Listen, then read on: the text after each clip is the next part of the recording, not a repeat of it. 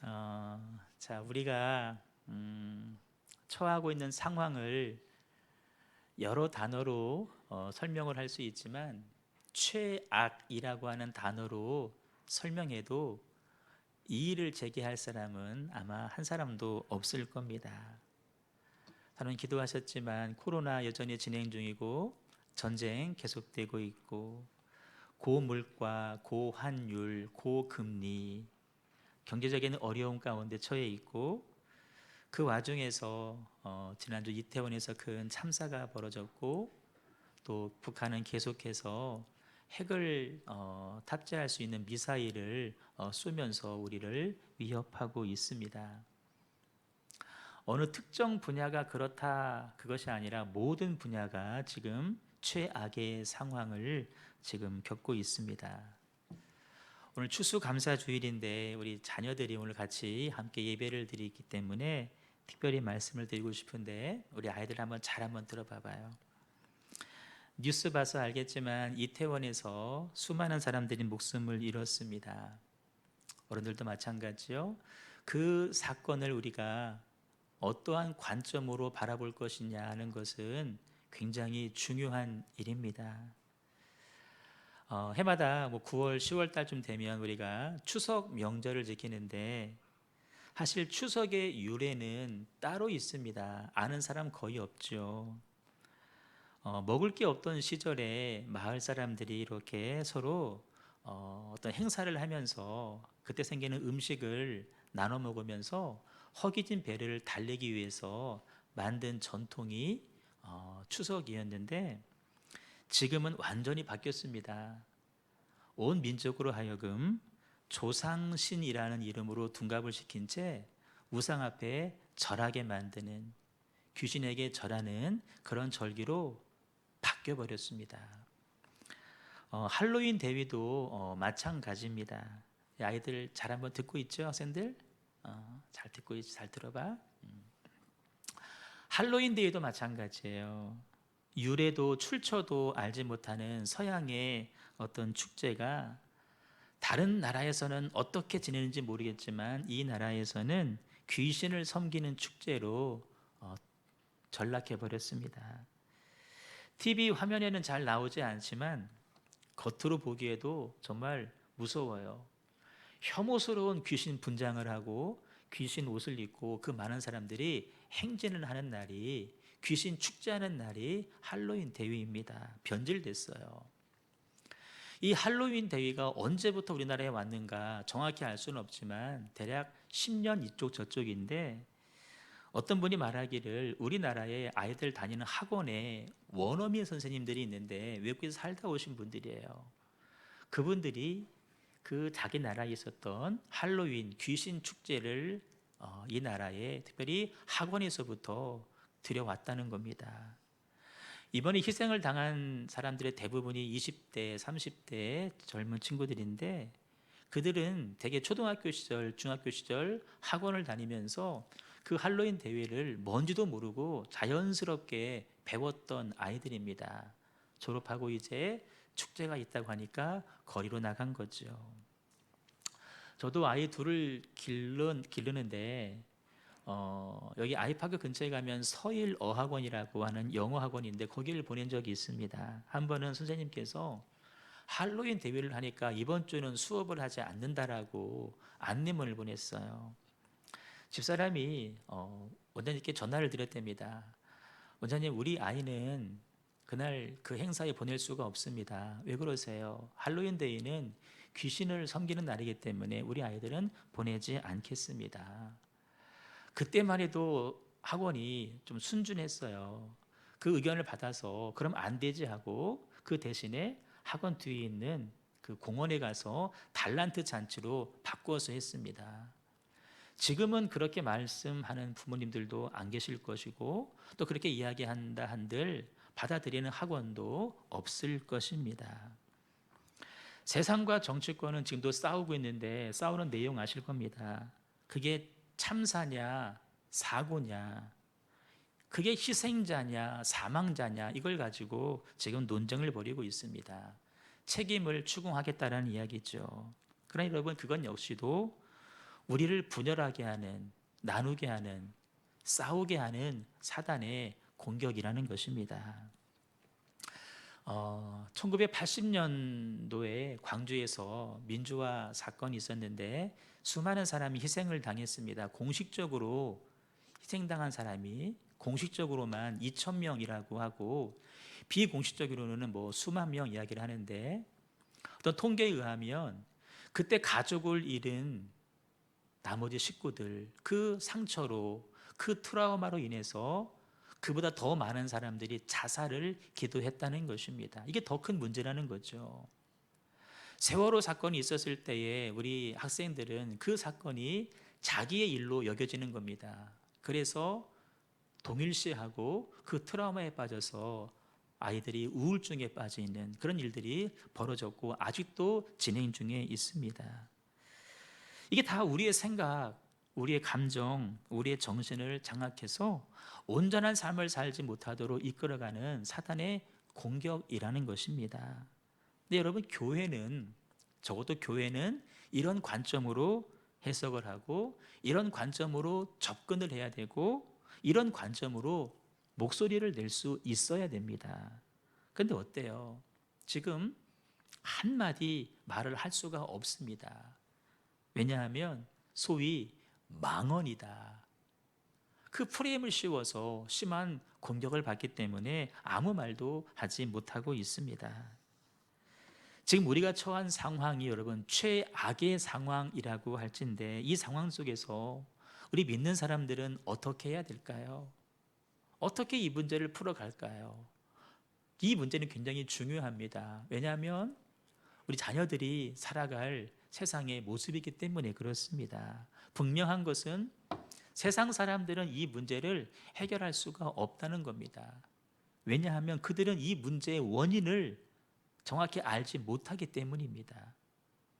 문제의 원인을 모르는데 어떻게 이 문제를 해결할 수 있겠습니까? 세상 사람들, 그들의 방식으로는 이 문제를 결코 해결할 수가 없다는 것입니다.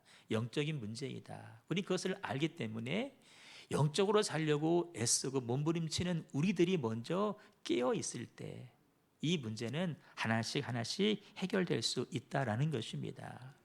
우리 신앙의 영역 가운데에서 어떤 부분이 지금 무너졌고 어떤 부분이 약해져 있는지를 잘 점검하시고 그것을 다시 쌓는 일부터 시작하는 것이 이 최악의 상황을 최상의 상황으로 바꿔가는 그 시작이 될 것입니다. 무엇을 새롭게 해야 될 것인가? 바로 이겁니다. 회개의 영역입니다. 우리가 그동안 기도를 많이 하지요. 대부분의 기도가 간구하는 기도였습니다. 하지만 여러분, 그보다 선행돼야 될 기도가 있습니다. 우리의 죄악과 우리의 무지와 우리의 허물에 대한 하나님의 용서를 구하는 회개의 기도가 우선해야 된다는 것입니다. 지금 국가적으로 아마 어제까지인가 국가 애도 기간을 정해서 지금은 고인을 추모하는 일에 집중해야 된다라고 이야기를 합니다. 물론 고인 추모해야 됩니다. 하지만 여러분, 우리 믿는 사람들은 이 기간이 단지 국가 애도 기간이 아니라 국가적으로, 교회적으로, 신앙적으로 회개해야 될 기간이다라고 정하시고 회개하는 일에 먼저 우선을 해야 된다는 것입니다. 왜 회개가 필요하냐? 이 땅 가운데 귀신의 역사들이 발붙이지 못하게 해야 함에도 불구하고 그 책임이 우리에게 있음에도 불구하고 우리가 아무 제재 없이 이 땅에 들어오게 우리가 내버려 뒀습니다. 방관했습니다. 우리 아이들에게 할로윈으로 대표되는 귀신의 역사, 귀신의 정체에 대해서 가르치고 훈련시켜야 되는데 우리부터 그 일에 동참을 하고 우리가 그 일에 너무 무심했다는 것입니다. 그 부분을 우리가 먼저 회개해야 되는데 왜 회개가 우선일까요? 회개는 하나님과 우리 사이에 가로막고 있는 장벽이 있습니다. 바로 죄인데 그 죄의 장벽을 허무는 유일한 방법이 바로 회개이기 때문에 그렇습니다. 사단은 우리를 속여서 죄를 짓게 하는 데까지는 성공을 했습니다. 하지만 그 죄가 가져오는 저주를 우리 가운데 미치지 못하게 만드는, 사단의 일을 무력화시키는 유일한 방법이 바로 회개이기 때문에 그렇습니다. 다시 정리해요. 사단은 아담과 하와도 속여서 죄를 짓게 만듭니다. 하지만 회개는 그 죄가 가져오는 저주를 우리에게서 끊어낼 수 있는 유일한 길이라는 것입니다. 이사야서 말씀을 보시면 오직 너의 죄와 악이 우리와 우리 하나님 사이를 갈라 놓았다라는 것입니다. 우리의 죄가 하나님의 얼굴을 가리워서 너에게서 듣지 않으시게 했다는 것입니다. 우리가 죄를 가지고 있으면 아무리 하나님을 찾지도 않겠지만 찾으려 한다 해도 여러분 가리워졌기 때문에 하나님을 볼 수가 없고 우리에게 나올 수 없다는 것입니다. 우리 힘으로 안 됩니다. 우리 능으로도 안 됩니다. 우리 지혜로도 안 됩니다. 오직 회개만이 하나님과 우리 사이에 막힌 장벽을 허무는 줄로 믿으시고 회개만이 사단의 일을 무력화시키신다 믿으시고 회개하는 일에 집중하시는 저와 여러분 되시기를 주님의 이름으로 축복합니다. 회개하자는 말 들으면 나 지은 죄 없는데요. 우리 가정은 뭐 몇 대째 믿는 집안이라 우리 집안 우상 숭배하지 않는데요 라고 말씀하는 분들이 있는데 여러분 우리의 가문이 뭐 3대, 4대, 5대 만에 우리가 왔습니까? 거슬러 올라가면 여러분 수십 대를 거쳐서 우리가 태어났습니다. 그들 다 뭐 했을까요? 다 우상 숭배했다는 것입니다. 이게 왜 문제냐면 나도 모르는 그 조상들이 지은 죄로 인한 죄의 영향력이 우리 가운데 임한다는 것입니다. 우리는 전혀 모르는 사람이지만 우리는 그들의 후손이에요. 그들이 지은 죄로 말미암은 죄의 영향력이 우리 가운데 여전히 존재하고 있다는 것입니다. 우리 할 일은 뭐냐? 생전 얼굴도 한번 보지 못한 조상이지만 그들의 이름도 모르지만 그들이 우상 숭배하고 그들이 지은 죄에 대해서 그 죄를 나의 죄로 따라합니다. 동일시하고 그들의 죄가 나의 죄입니다. 그들이 지은 죄는 내가 지은 죄입니다라고 인정하시고 동일시하시고 따라해요. 대신 회개하는 것입니다. 예레미야 애가 말씀을 보시면 우리 열조는 범죄하고 없어졌대요. 우리 조상들은 죄를 짓고 다 돌아가셨다는 거예요. 하지만 우리는 그 죄악을 담당하였나이다. 죄를 지은 건 조상이에요. 돌아가셨어요. 그 죄의 영향력은 지금 우리가 받고 있다라는 것입니다. 그래서 뭐 합니까? 대신 회개하고 있는 것입니다. 예레미야가 하나님, 조상들이 지은 죄는 우리가 지은 죄입니다. 대신 회개하고 있습니다. 그럴 때 여러분 그들의 죄는 지어서 그 죄는 남아있을지 모르지만 그 죄가 갖고 오는 영향력은 우리 가운데 미치지 못하게 막아내고 있다는 것입니다. 다니엘도 마찬가지입니다. 다니엘은 이런 기도를 드렸습니다. 주여, 공의는 주께로 돌아가고 수치는 우리 얼굴로 들어왔습니다. 여러분 하나님의 공의가 원래는 우리한테 와야 됩니다. 그런데 우리에게 오지 않고 다시 하나님께 돌아갔다는 거예요. 대신 오지 말아야 될 수치가 우리 가운데 왔다는 거예요. 왜 그래요? 끝에 보시면 이는 그들이 조상들이 주께 죄를 범하였기 때문입니다. 다니엘은 죄를 지은 거 없어요. 그런데 조상들의 지은 죄를 자기들의 죄로 인정하고 지금 대신 회개하고 있다라는 것입니다.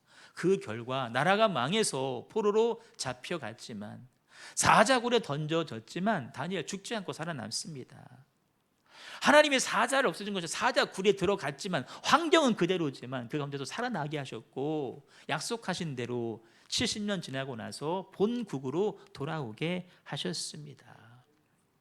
회개 기도와 더불어서 우리가 드려야 될 기도가 있습니다. 이런 귀신들의 역사가 다시는 이 땅 가운데 발붙이지 못하도록 떠나가도록 끊는 기도를 하셔야 됩니다. 귀신들의 역사가 이제는 끊어지기를 여러분 간절하게 기도하셔야 됩니다. 사단의 역사가 끊어지고 다시 역사하지 못하도록 봉하시는 기도를 하셔야 됩니다. 끊어내버리고 다시는 들어오지 못하도록, 봉하여서 들어오지 못하도록 끊는 기도와 봉하는 기도를 하셔야 돼요. 예수 그리스도의 권세와 십자가에서 진 보혈의 능력으로 명하노니 우리로 하여금 속여서 죄를 짓게 만드는 원수박이 주신 역사는 지금 곧 떠나갈지어다. 여러분, 쫓아내셔야 됩니다. 쫓아내셔야 돼요.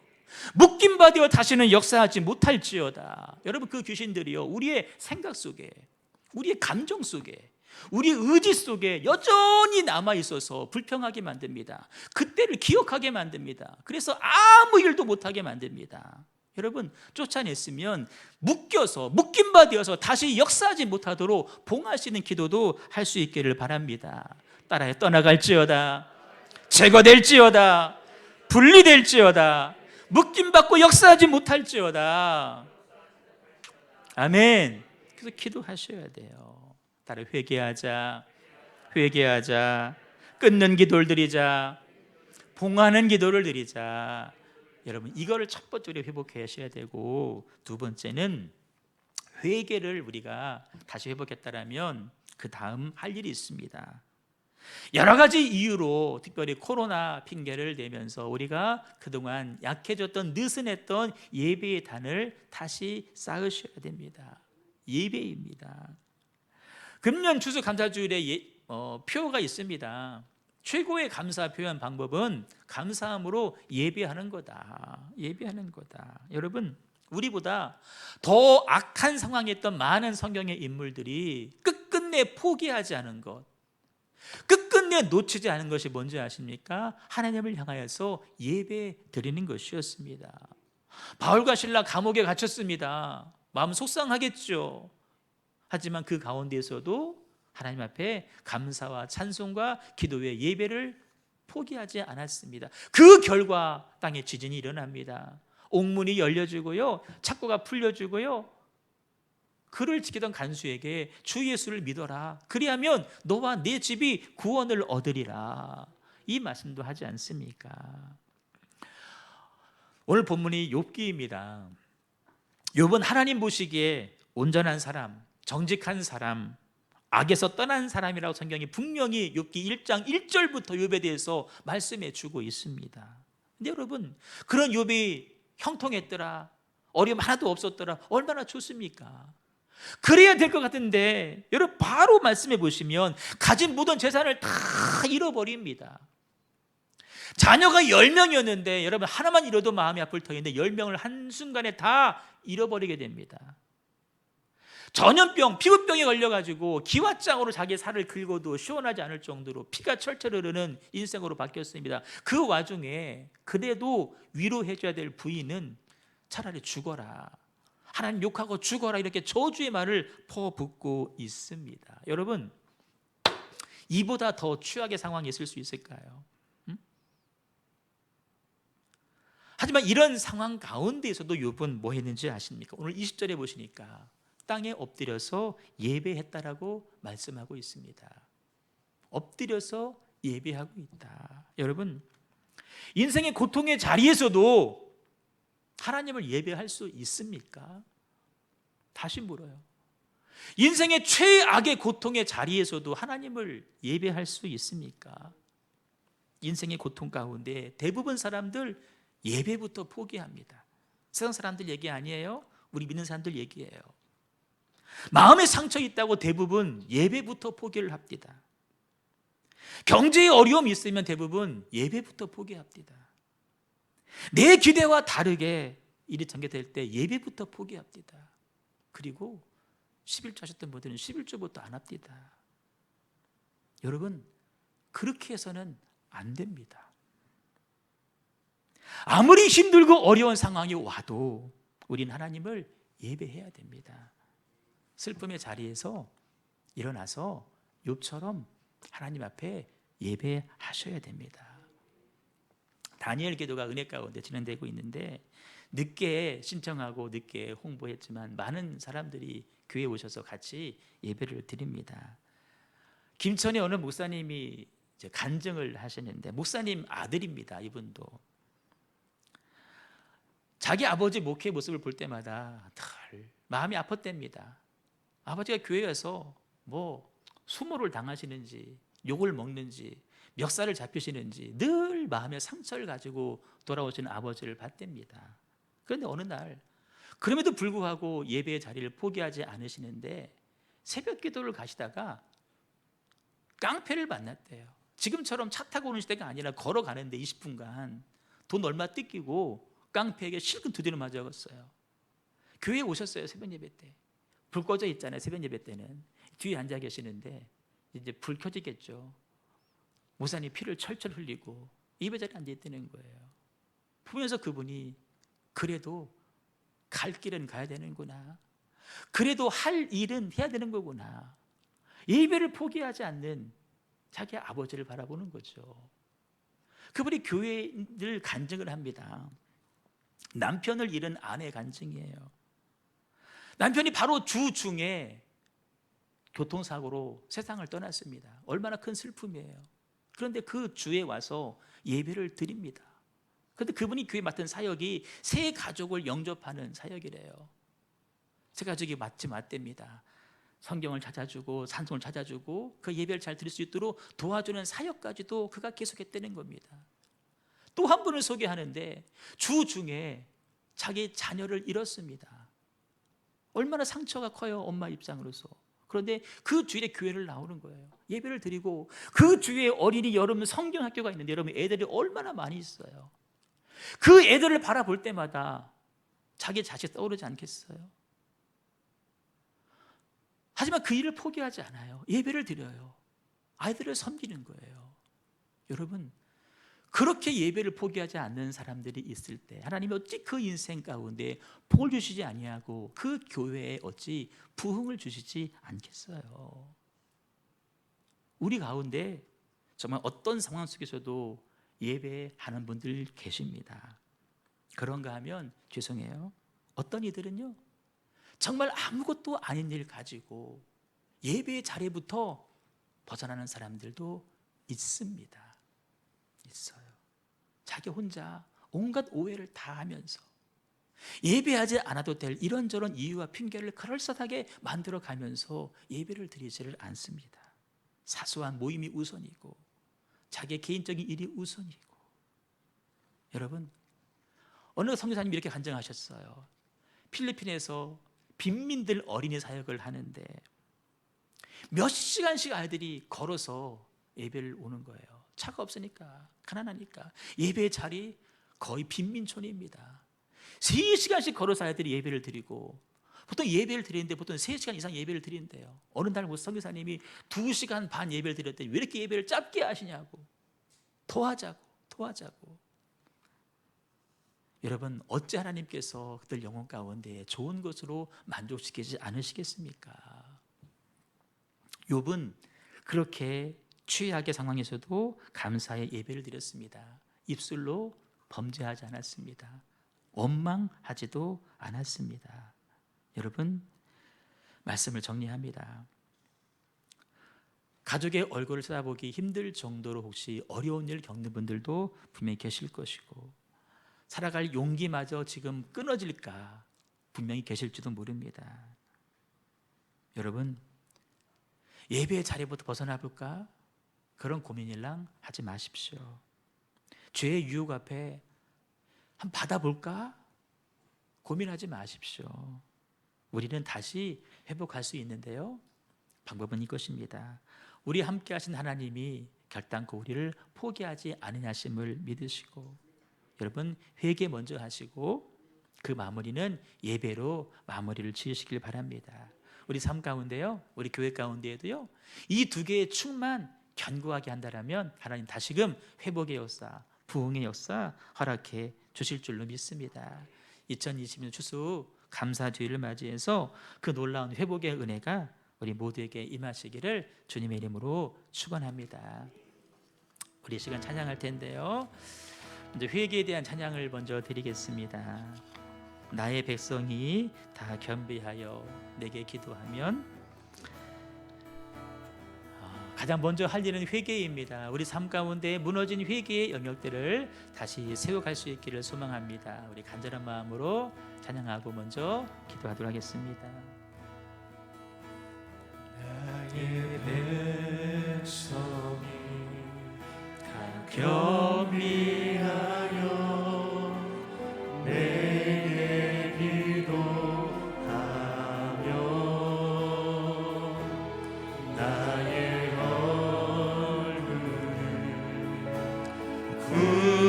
구하여서 그 악한 길 떠나며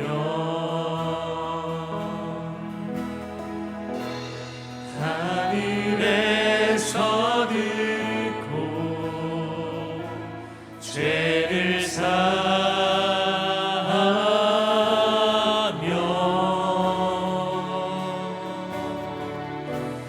그들의 땅을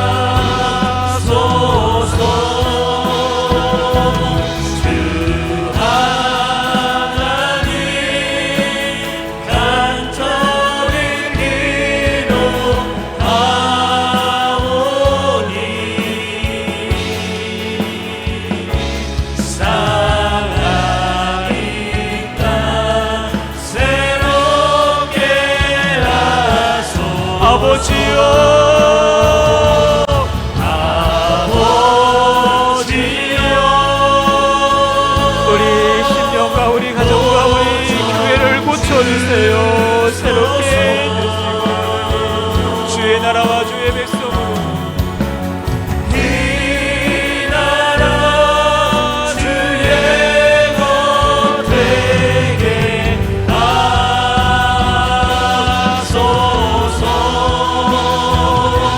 주 하나님 간절히 기도하오니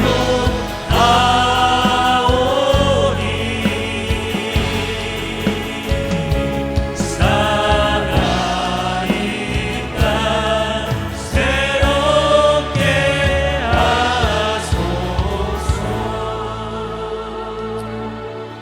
이 시간 같이 기도할 텐데 먼저 우리 회개하는 기도를 드리겠습니다. 하나님, 최악의 상황을 최선으로 바꾸는 길의 첫 번째는요, 무너진 회개 영역을 회복하는 것입니다.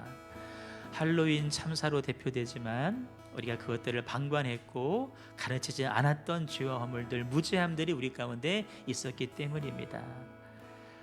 하나님, 우리 가운데 온전한 회개가 먼저 회복될 수 있도록 인도하여 주시옵소서. 내 심령부터 회개로 깨끗해지게 하시고 우리 가정도, 우리의 직장도, 우리의 교회도 회개로 말미암아 깨끗해지게 하시고 더러운 악한 귀신의 역사들 명하고 쫓아내고 봉함으로 말미암아 정결한 회복의 기초를 놓는 나와 우리 가정 교회 될 수 있도록 주의 은혜를 더하여 주시옵소서. 우리 애절한 마음으로 우리 합심하여서 우리 한 2분간만 먼저 회개를 드리겠습니다. 주여